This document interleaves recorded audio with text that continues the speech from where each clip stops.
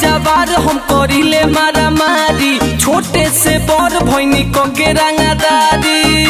अरे बुझाइलो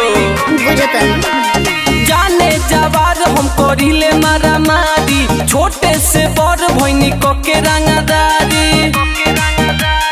तोनी सटोच कोइला पहेलू कलाई तोड़ दूंगी।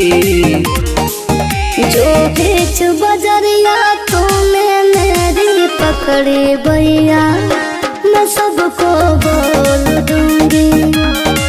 जब रात में कोई ना जागे ओ राजा, मैं खिड़की खोल दूंगी। जो बीच बजरिया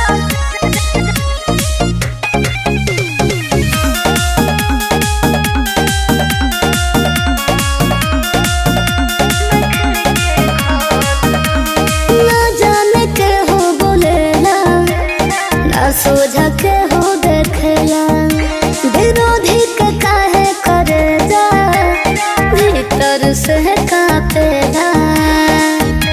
बुझला हम फायरिंग करे नी तो लोगवा डरेला, जिंदगी के भीख सब हमसे मांगेला।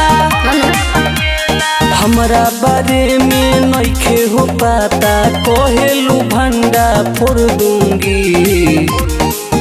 जो बीच बजरिया तूने मेरी पकड़ी भैया, मैं सबको बोल दूंगी।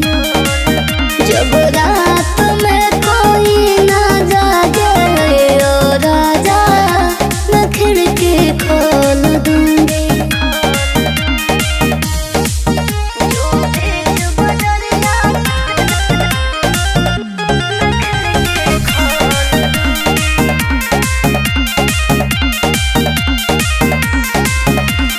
बदमाशी छुट्टी मरले पर, आगे में दे हजरले पर, भीड़ लगे हो तो हसे, शांत हो खेला फरले पर।